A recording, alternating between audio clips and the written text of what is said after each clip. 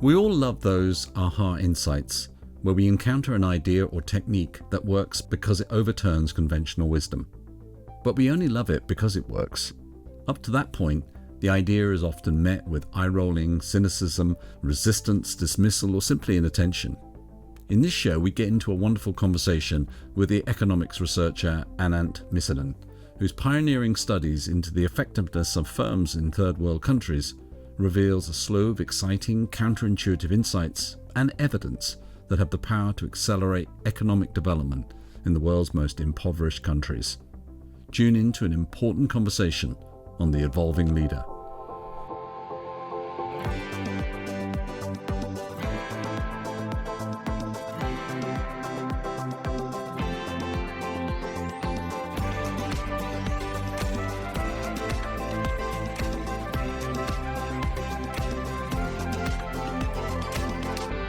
Hi folks, welcome to The Evolving Leader, the show born from the belief that we need deeper, more accountable, and more human leadership to confront the world's biggest challenges. I'm Scott Allender. And I'm John Gomes. How are you doing today, Mr. Gomes? I am feeling very good. I've had an amazing few weeks of doing really interesting research and delivery and all sorts of things. I am feeling conflicted about what's happening in the world right now as we ever since we started this show. That's probably, I don't think there's ever been a week where there isn't some major thing happening. It probably, it doesn't affect you more than us, but you're at the epicenter of what's happened in the US election, so we won't talk about that, but just suffice to say that we're all feeling something. And I'm really looking forward to this show. How are you feeling, Scott?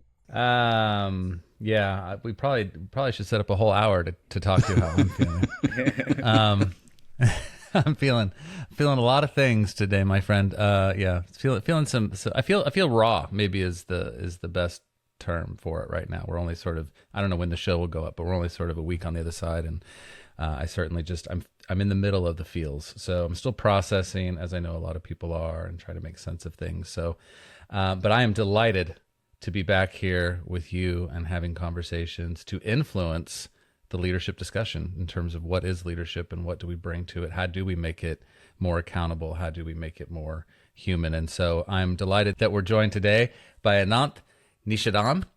Anant is an associate professor in the business, economics, and public policy area of the Ross School of Business at the University of Michigan, a research associate of the National Bureau of Economic Research, and he's an affiliate of BREAD, which is a nonprofit dedicated to research and scholarship in economics. And he is a research affiliate of the IGC, a JPAL-affiliated professor, and an affiliate of the Montreal Partnership for Human Resource Management. And if that's not impressive enough, he is an accomplished guitar player, and I'm staring at his guitars behind him right now, and I'm envious of them. And want to talk all things music. But in addition to that, he also received his PhD in 2012 from Yale University and is the co-founder and chief strategy officer of the Good Business Lab, a nonprofit seeking to promote investment in worker welfare as a business imperative. His work focuses on enterprise, firm, and worker characteristics and decision-making, like labor contracting and worker training and managerial quality, and the resulting performance dynamics, particularly in developing countries. Anant, welcome to The Evolving Leader. Thank you so much for having me. And thanks for that great introduction. I'm glad you had to do it and not me. There's a lot of text, yeah. Anant, welcome to the show. Apart from just ogling your Telecaster on the wall there, how are you feeling today?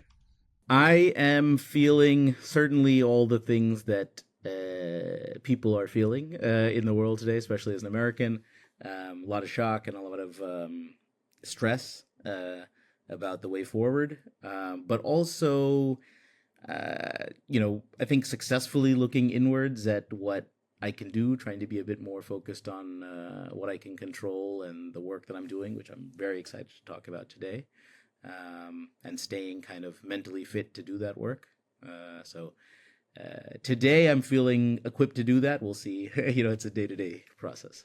Excellent. Well, let's get to know you a little bit. Imagine we're at a dinner party and you're surrounded by people who are not in your world and not in the academic world or in the nonprofit or any of those kind of things. And the person turns next to you and says, "Hey, Anant, what do you do?"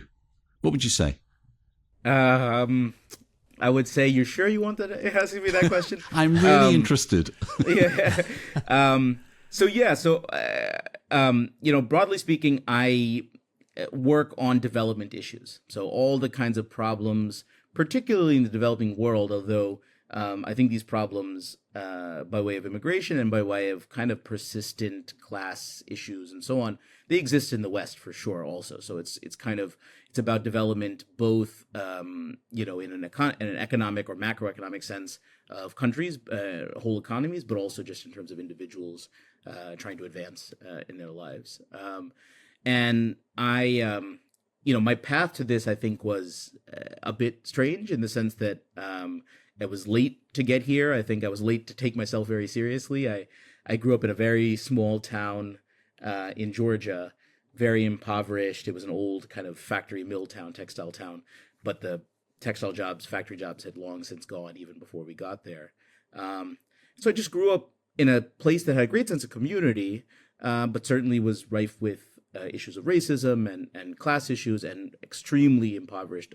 Majority over the poverty line, and majority minorities in the country, and then kind of in some sense as I was going through that, we also spent frequent trips to India, to our ancestral land, which sadly we don't have anymore, but to the village, where I think I experienced a lot of just a completely different world. I mean, I thought even what I was seeing, in the kind of rural South, lower income areas that we were living in, paled in comparison to what the challenges that I saw in village India, limited access to resources and education, in pre-internet, pre-social media access to the external world. And so I think this kind of stuck with me, and as I got into school and tried to figure out what I was going to do in the world, on the one hand, I'd really just kind of pursued the PhD in economics in a purely like romantic sense. Like I had some sense that I wanted to be a thinker, and I come from actually a family of academics, and the idea, my grandfather was a physicist, and I had a sense that like, oh, this is really nice. Like you get left alone and you can think, but I didn't know what I was going to think about, or how I was going to apply it to the world. And honestly, it wasn't until the summer after I graduated from the PhD, I trained in much more techniques, econometrics and so on, methodologies. But when I graduated from the PhD, the summer after that, I had an opportunity to go visit some textile factories in India. So it turns out, a classmate of mine from undergrad, his family was he was a second generational industrialist, and I didn't realize at the time, but he was like, okay, my family runs a few factories in India, and you should come check it out. We're like doing these programs for female garment workers. And then when I got there, I realized they run like all the factories, so it was a really huge scope. And I saw, something really amazing there, in the sense that here is a company that represents and has kind of a touch point with over 100,000 people who need something, people who need help. They have limited access to resources. They have limited access to mobility. They're constrained. And so here's a pretty powerful lever, potentially. But what we kind of started talking about in that first summer was this idea that, like, well, maybe we can do some worker initiatives and, test them and so on. And I was explaining the idea of running experiments to try to get, kind of good causal evidence of what might work and what might improve things. And as we talked, I started to realize that, there was this internal debate in that firm. And I've now since, over the last more than a decade, seen it in many, many firms like it, of, what are we doing for our workers? And should we be doing it? Should we be doing more of? Should we be doing less of it? And there's different perspectives. It's not that anybody doesn't care. It's that one manager thinks this program is helpful, and one manager thinks that it's not helpful and it's a distraction. And there's no evidence to make these decisions. And so firms are just kind of shooting in the dark a little bit. Can we talk about well-being in the workplace? So I'm thinking about the levels of stress and anxiety and loneliness that are prevalent in workplaces all over the place. Talk to us a little bit about the work that you've done at building well-being into core business models at organizations, where the temptation and what gets repeated a lot is that people try to kind of slap a little bit of well-being work on the side of the agenda, but it's not really ingrained into what everybody's experiencing every day, right? So the perspective of everyone and what they need. Talk to us a little bit about that. Yeah. I mean, I think that there's a lot of different elements to that. I think on the one hand, we've been, chipping away at all the different elements of well-being, pointing out that in some sense, like, well-being isn't just I'm fit or or I don't have chronic health issues. It's mental health, it's loneliness, it's being able to deal with stress, or maybe being insulated to some degree from stress, and so I think we want, as a scientist, the way we do that is to then run a trial on this and run a trial on that, and try to put them together and so on. And I think we've got stuff that, documents that how hot it is in the workplace, whether the air is marginally dustier, can have tremendous effects on productivity, and ones that need to be monitored by management and adjusted, and good management can kind of react to those things. We've got studies on screening for presbyopia and giving workers glasses and nutrition deficiencies. And so all of these types of maybe more traditional things, but also like buddy systems.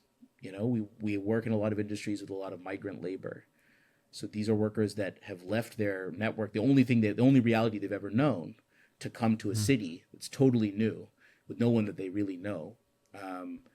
And so can we pair them with somebody who did that 2 years ago, came maybe even from their area, speaks their same language, likes the same types of foods, and create a connection there that allows for to break down that isolation, right? A lot of times when we're under stress, it feels like we're the only ones dealing with this sort of thing. And that can be very isolating. Just knowing that it's not us alone can be really powerful. And so, so we've run trials on that. So on the one hand, it's kind of putting the evidence together. It's why we've kind of thought of this as a life's work, although every day I wake up and feel like I wish I had done more up to now, or I want to do more, tomorrow and do it faster to get this evidence. But like we said, evidence isn't enough. And so I think where it's been important is, at every level to change the conversation. And by that, it means like when I started doing this, I would come in and I would talk to CEOs, and they would give me very confident answers about what they thought was going on the ground and what they thought their biggest problems were and so on. And then I have yet to find a single firm or a single setting in which that notion wasn't ultimately challenged or contradicted when I got enough layers down. That actually the way the managers are dealing with this stuff at the lowest possible level is like this and not like that. And, and that actually the biggest driver of that problem, for example, in a lot of these garment settings, there's this super high turnover. And when I started, they said, look, worker turnover is crazy high. We're turning over almost our entire workforce every year. So like 100,000+ workers we're going to hire this year, and then we're going to hire another 100,000+ next year. Wow. That's bananas. That's crazy. Yeah. So obviously that's a lot of money and a lot of effort and an entire like army of HR, just to do that. Yeah. But then that's what was said out of one side of their mouth, and the other side of their mouth they're saying, yeah, but those are like inevitabilities, right? Like, oh, in India, women come when they're young and then they get married and then they drop out of the workforce or whatever. And don't get me wrong, that's not untrue. There are lots of women, not just in India, every country in the world, that work before they've started families, and then when they have families will choose, or maybe unfortunately have the choice made for them, to drop out.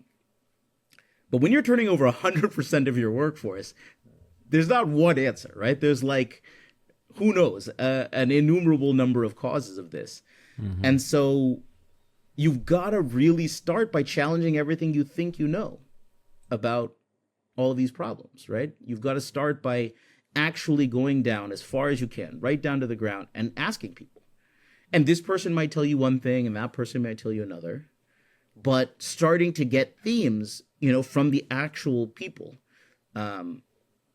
about what are their challenges, what makes them potentially leave these jobs, and so on. And then you start to get a bunch of different stories. Yes, I'm going to get married next year and I want to start a family, but actually I was planning to stay. It's just that this work is really hard on my back and I can't do that and also work. And, I'm just, it's one of many stories we've heard.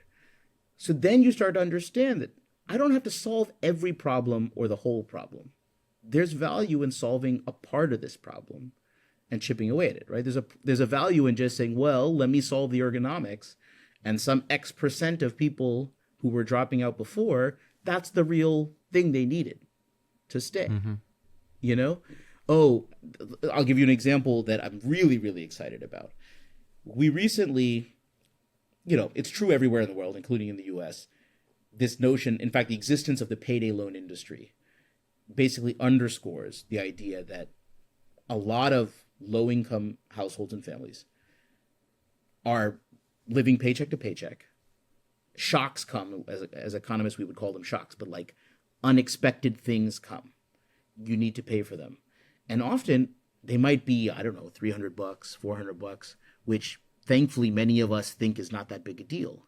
But in every country in the world, there's quite a few people who would never be able to come up with that tomorrow. And the effects of that can just echo through their whole lives. If I can't get it, I can't make my car payment. Now my car is gone and I can't get to work. Now I'm done. If I can't get it, I can't make my rent. I've already missed rent a couple of times. I'm out on the curb. If I can't get it, I can't take my kid to the hospital today, so I'm going to wait a bit longer and hope that they get better. And then there's a chance they may never get better. And if you add up all of those things, you have such a simple problem driving so much persistent, adverse effects for this population. So we did something really simple, which was that, like, look, here's a firm. They've got hundreds of thousands of workers. They're not going to just cut checks every day.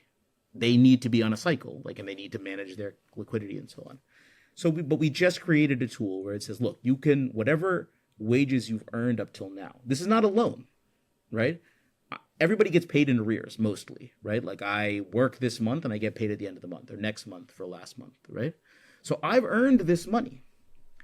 So we gave these garment workers the ability to draw up to 50% of that wage that they had earned up to date. And they could do it throughout, whenever they needed it, throughout the month.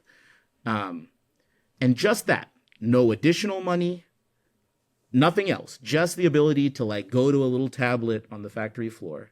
We had to know that we couldn't make it an iPhone app because then nobody would be able to use it, right? So you have to understand your population. But here's a tablet on the factory floor. I can go there, I can draw my money, and it dramatically reduced attrition. Wow. And even increased day-to-day productivity. Huh.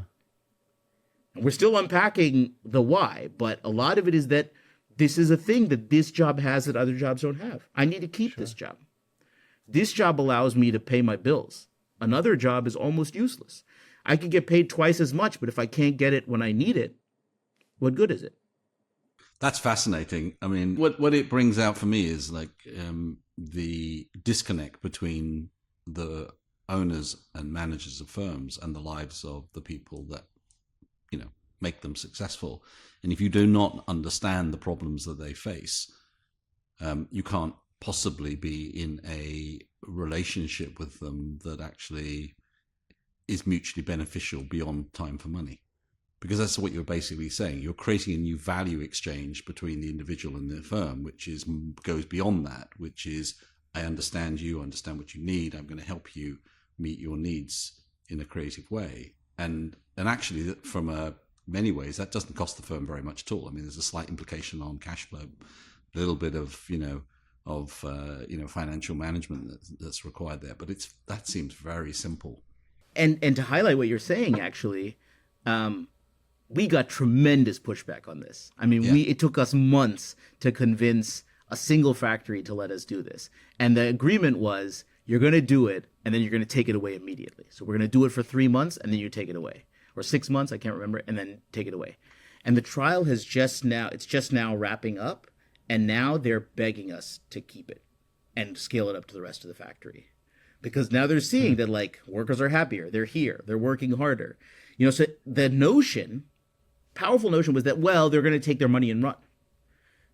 Like, as soon as, but the logic of that is so strange, right? Like, if the only reason why your workers are here is because you're holding their money, you got a problem, And so I don't think it didn't ring true to me, and it didn't turn out to be true. So thankfully, that's that I was right that time. Well, that's interesting. So was there any cases of people, taking 3 months or 3 weeks salary and just no. Like that? I mean, so I can't tell you every right, every observation. No. But on average, it was It was like very much the opposite. Very much the opposite.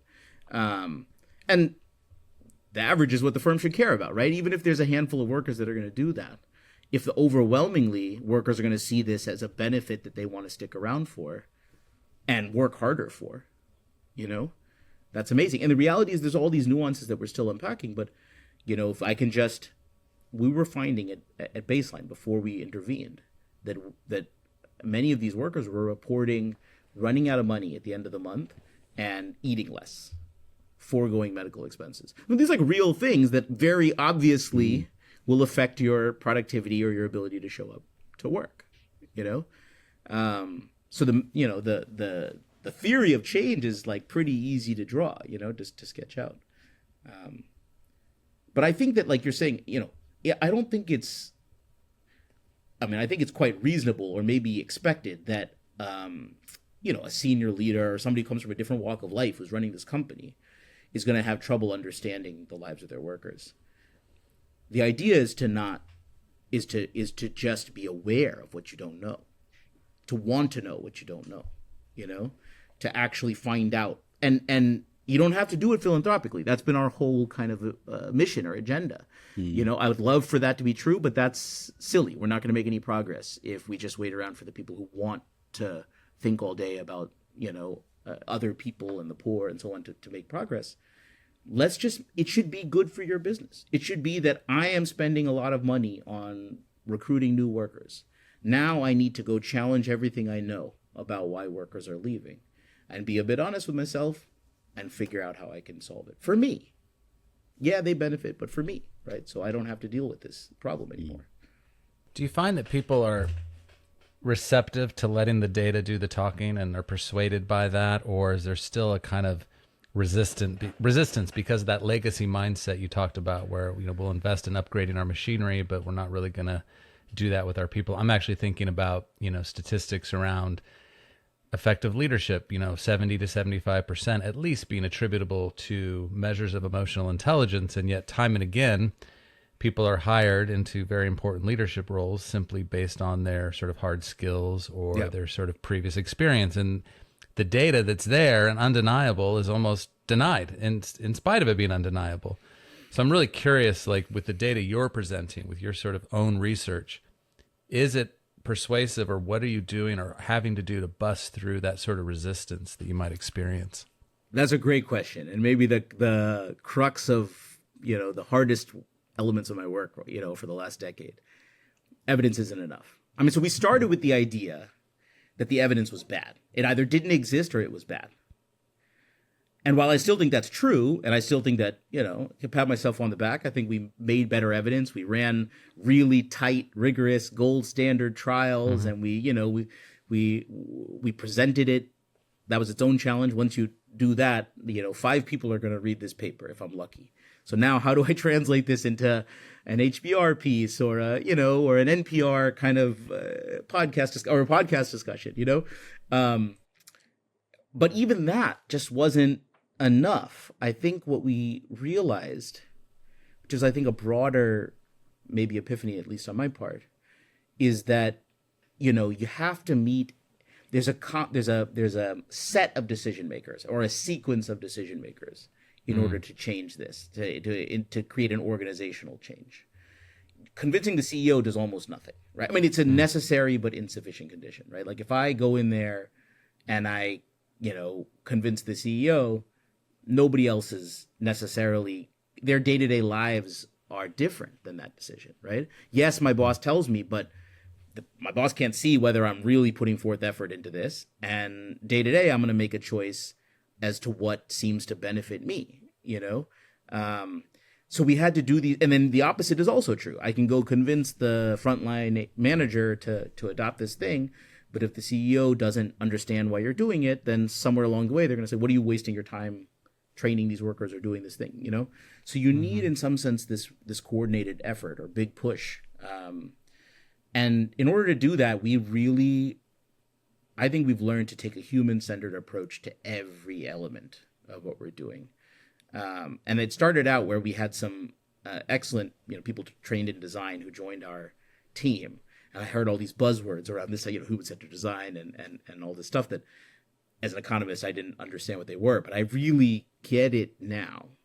And it really jives with economics in a way that I don't know that I realized before, which is that this is about understanding the perspective of like everyone that matters for this particular decision. If I want to make one change, I need to convince the CEO that I've got good evidence that it's going to drive returns. And even if you're skeptical, discount my returns, but the returns are so big that even if you're skeptical and you think it may not be as good as I'm saying it is, it's worth a try. The costs are low, the potential returns are high. Okay. But then I've got to get down all the way down to the frontline manager or frontline worker and say, this thing is going to make your life better. Because a lot of those people don't individually participate in the higher productivity or, bigger margins or whatever it might be, or it's a very muted participation. Right. I get a little bonus, but it's not, I don't own this company, But I do make decisions every day about how to do my job and what's a costly way to do it, what's a less costly way to do it, where should I put my effort? And so then you have to think about every change, I think, in that perspective. And that means that you're kind of marketing to a really broad array of people, so sure, that's the second phase, or I don't know, the nth phase after getting the evidence. Yeah. We had another guest on recently, Ellen Langer, a psychologist who's done some pretty groundbreaking work in her long career, and she was talking about the importance of understanding that risk is subjective. It's not an objective thing that you measure. We all look at risk. What looks like risk to me might look like a terrible uncertainty to you, and so on. And so I'm just really interested in, particularly when you're trying to remove this kind of paternalistic or judgmental type of frame, particularly to first world countries looking at third world countries. How do you get rid of that? How do you kind of dial that out of your analysis and the solutions you come up with? Yeah, I mean, I think, one way is to, so often if we don't truly understand what drives decisions, so the way that we do this as a science is we might write down some mathematical equations that simplify the trade-offs that exist, but they kind of try to characterize, and the simplicity is not lost on us. We know that we're simplifying, but we're trying to focus on certain elements that we think are important.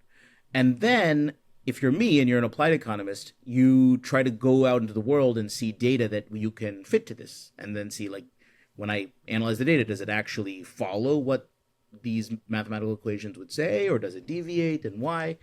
But the kind of most important thing for economists like myself that are looking to, test changes that we might be able to impose, and we might be able to inform a firm to do this and see what happens and so on. We really don't want to say that unless we know what's the causal effect of that, right? So, like, can I say with some amount of statistical certainty, obviously never full certainty, that if you do this, this will happen, And in order to do that, you're looking for either, perturbations in the world, randomness in the world that you can use to say, like, these two people are exactly the same, but this person happened to have the ability to do this and this person didn't. So now I can compare and see, like, well, when you had the ability to do X, what happened? That's what we call a natural experiment. There was a recent Nobel Prize given kind of for that study of analysis. But the other thing we can do is, just like any other medical trial, we can impose perturbations, right? We can preemptively inject randomness to help us understand. So, like, the way a medical trial works is, like, I can give the drug to one set of people and I can perfectly exclude the other set of people from having the drug. And I can do that in a random way where I make the two populations, look as similar as possible. And then I flip a coin or whatever it might be. And so then when I go forward, I have a sense that whatever, all the other stuff that's going on doesn't matter as far as figuring out the effect of this drug, because the only thing I injected that was different was that I gave them the drug, or that I gave them access to this resource, or whatever it might be. And so now you need the weak law of large numbers. You can't do it for two people, because then, lots of things could be different between those two people. Right. But if you combine that with, enough observations, then you basically get this kind of repeatable sense that, like, this, this is a reasonable idea of what the cause and effect is. And that allows me to say, okay, well, if I do it over here and I do it over there and I do it at a bigger scale, I'll get the effect. And so I think those are the simplest ways to think about, these kinds of conditions. And I think there was also a Nobel Prize given recently, or a couple, on bringing this kind of experiments to our field, to economics, and in particular in development. And so I think that's been a really powerful thing, this idea that, so many billions, trillions of dollars are being spent on development efforts by foundations, by governments, but we have so little, at least historically, idea of what actually works, what drives impact, what's the, is it worth spending the money on bed nets or malaria pills, or should we be spending it on, building infrastructure or whatever? And so over the last couple of decades, our field has been able to run those types of experiments in the public sector in almost every country in the world, at almost every level of government. Really exciting stuff where we now, both are able to run those types of experiments and get evidence, but we've also generated an appetite for that, like, policymakers are saying, I'm not going to pull the trigger on this big policy until I've got some evidence that it works, and so I have a sense of it. What examples in that wider research, not necessarily yours, have been most exciting for you? The way you can start to see that, and also if you could just give us maybe a sense of any aha moments you've had in your research where you found something that you're again excited about. Yeah, both great questions. I mean, I think where the field has applied this technique and had this understanding more is mostly in kind of public goods, in like health, education, and these types, a little bit in political representation and so on. And so there have been some really exciting things there. There's one classic result on deworming that, demonstrated that you could, you didn't have to deworm everybody. It's an infectious parasite. You could get a certain amount and then the rest would just, die out. And so it's kind of a public health point, but in economics, we had to think about, well, how do you approach those populations? How do you drive the decision to actually adopt it? How do you deal with the fact that some people will be skeptical and not want to do it, and so on? There have been similar results on technologies of teaching at the right level, which is a really powerful thing that we have technology now to do this. We've seen it a bit in the U.S. for sure already. That even in my daughter's school, I see that they really try to vary the curriculum and meet the students where they are. But doing this in the developing world, in India with, it's hundreds of millions of children, in schools that are super under-resourced and not well organized, that's really hard. And so that's where technology we've seen can really level the playing field. We can create apps that adaptively teach at the right level, and those can be really impactful. So I think all of that's been really exciting. But I think that the main aha that we had early on was that despite economics seeming like it's all about, like business and economics seem like they're the same in some sense, there was very little work being done where economists were doing this type of stuff with private firms. And the developing world is filled with these huge monoliths, these huge firms that employ so many workers, but there was no interacting with them to kind of help them make decisions. I mean, these are small governments. They're the huge representations of people, and they're making policies every day that affect the lives of that person, but also their families and their children and their generational effects. But nobody's providing them with evidence. And in fact, because of that, there's no appetite for evidence. There's just a sense that we just do what we think is best and we go with it and we move on. We don't, we don't have the luxury of needing evidence. And so the big aha that came about there was when I was saying, we had this first opportunity to test a skilling intervention in garment settings. So this is like teaching, it's a broader program, but what we kind of saw was that this was essentially teaching what we call soft skills or non-cognitive skills. These are all terrible terms that we don't have the right term for, but they're like the non-technical aspects of any job, and usually the transferable ones, like the ones that communication, problem solving, teamwork. And they were teaching these skills to frontline machine operators in garment factories. And it was kind of a really fascinating notion because, these are one person to machine. And, these are skills that you usually teach to like white collar professionals and, and consultants and, not people you think who are sitting, 8-9 hours a day in front of one machine. But we ran an experiment to evaluate that and found tremendous effects on productivity for even that level, because everything is coordination. Everything is teamwork. There's always an element of relationship and trust and coordination in every element of productivity everywhere. And so the big aha here was both actually the power of that type of relationship, and that investing in that relationship wherever we find it can be pretty powerful, but actually more broadly, the idea that look at this like simple thing we did that actually had a tremendous effect, a flow benefit on productivity.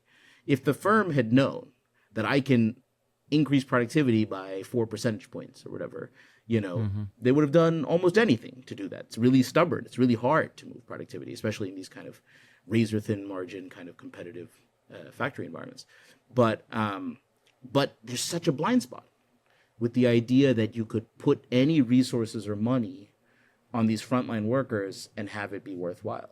Total blind spot. So now we've seen across industries, electronics manufacturing, auto manufacturing, retail services, fast food, that there's this general sense that, well, workers come and go. These are not forever jobs. They're low income workers or low skill workers. Why should I invest a lot in them if they're going to leave?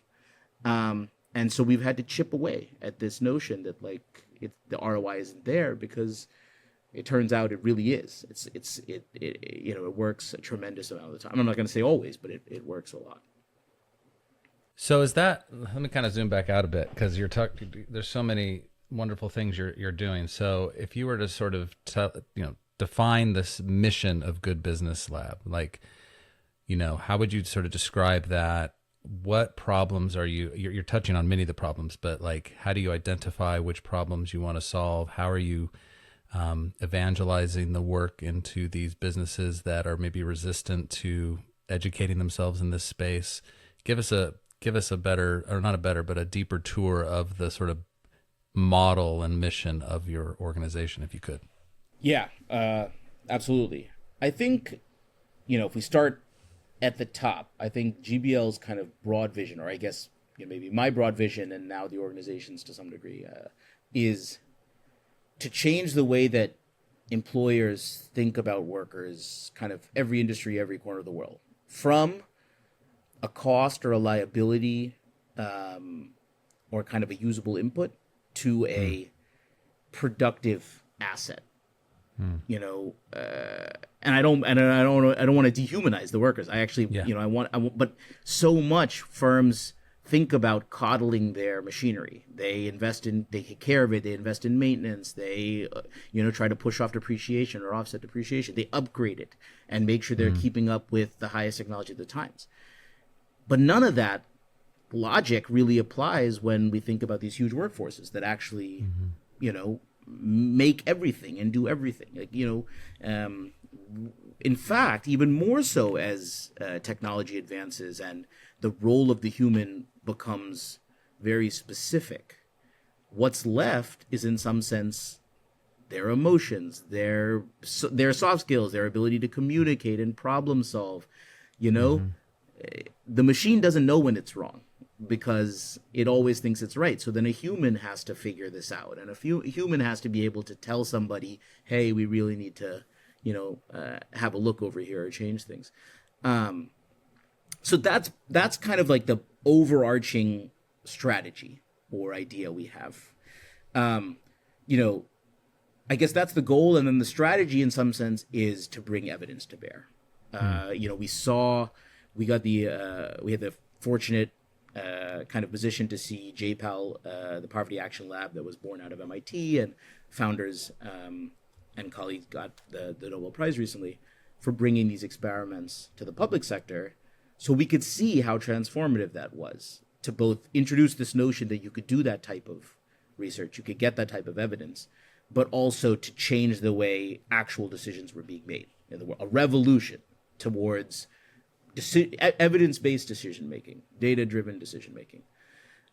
It seems strange to think that you have to do that for the private sector, but you really do. I mean, very few firms are Amazon running A/B experiments, and even that, Amazon historically, is only doing it on the consumer side, on the demand side.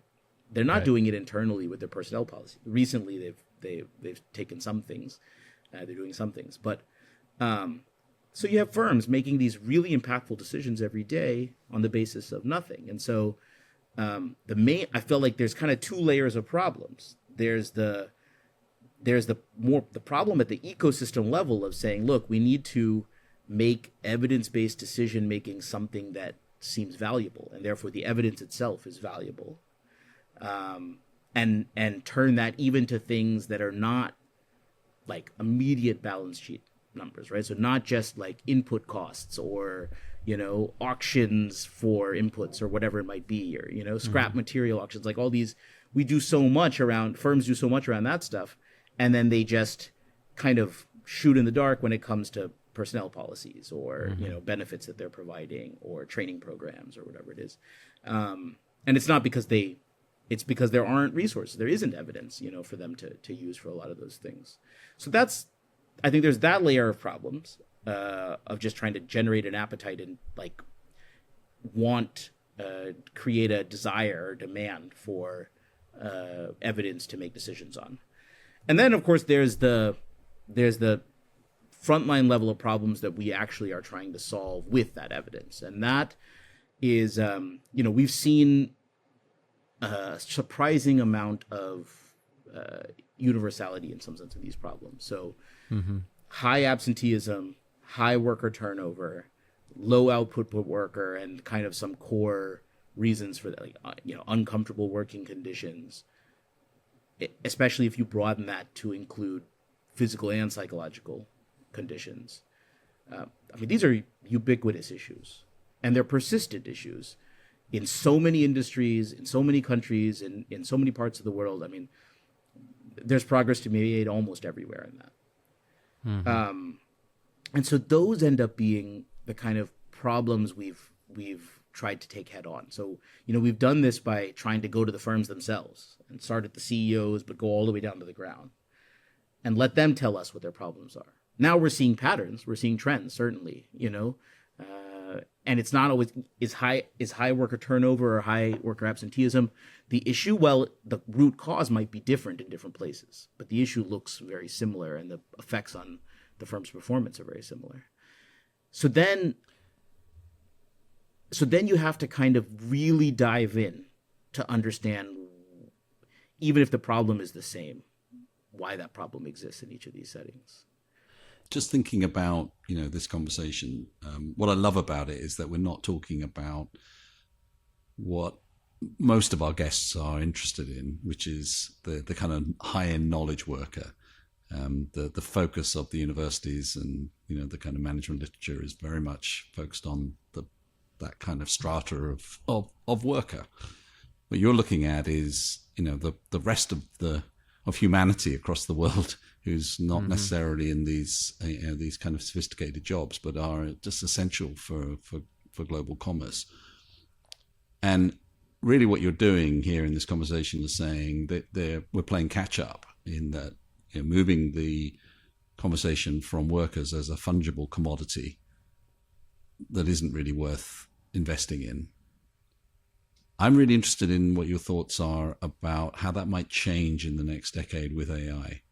How does that large number of people working in factories or working in distribution centers or call centers and so on, what do you think is going to happen as that starts to, are they going to get pushed down? Is there an opportunity for them? What's going to happen? Oh, there's so much to unpack here. I think that, so I'll caveat this by saying that I'm a boots on the ground kind of researcher. I'm very applied and a very microeconomist. I'm going into each firm and workplace and trying to figure out what's working and trying to make things better today and for tomorrow. But the long run convergence, I can concede that I may not know what the long run effects are. But the reality is I've been working in a lot of these manufacturing settings, service settings, for over a decade. And the boogeyman of technology hasn't replaced all these jobs. There are more or less as many workers or more, actually more, in most of these firms. Now I don't know about the industry as a whole. I'm not saying that that's true, but broadly speaking, they're not apocalyptic changes, but the nature of the work is changing a lot. And that's where skills matters a lot. Mm-hmm. That's where management matters a lot. That's where organizational policies matter a lot, is that the people are still required in the production function, but what they need to do changes a bit, and step by step, and maybe over a medium run, it's going to change a lot. Like I said, I've seen this notion that, the machine can do the rote task better and better, and it can even now generate its own, understanding of things and make changes and so on. But there's always a limit where the machine makes a mistake, and the machine will never tell itself that it made a mistake, right? A human being has to be able to assess that and problem solve, have a framework, think about, how do the systems fit together and so on. And we've seen that, for example, we did some work in the automotive industry in Latin America, and we saw that this, what was transformative there, as, for example, new, more technically advanced models of cars came in. And, by the way, when you need to increase the volume, was that problems got more complex. You needed to bring managers closer to the problems, and you needed to train even lower level workers in these traditionally managerial tasks of problem solving, tacit knowledge, and these types of things that we talk about. And so then if I zoom back out, this is not disconnected from the macro trends that models tend to predict, which is that over time, what actually happens as technology comes in is that it, on average, doesn't replace labor, it augments labor in the sense that it makes it more productive. Now, it might mean that you need less labor, but the thing that, and so I'm getting very economics professor about this, but the thing that I think people tend to underestimate is that everything, the potential to produce shifts out, things get cheaper, people buy more. It's not, there's still 2,000 people that touch almost every car that's assembled. That's not 50,000 people, but it's not 20. You know, it's quite a lot of people involved, and they're more skilled than they were before. But what does that mean? That means we have higher tech cars than we had before, and we have every household has 2 cars instead of 1.5 cars now. You know, so what I mean to say is that here's an example of, even for example, fast food. So a study I haven't yet completed yet, but we're looking to kind of study the introduction of these, just, you know, the ordering kiosks, checkout kiosks in a fast food setting.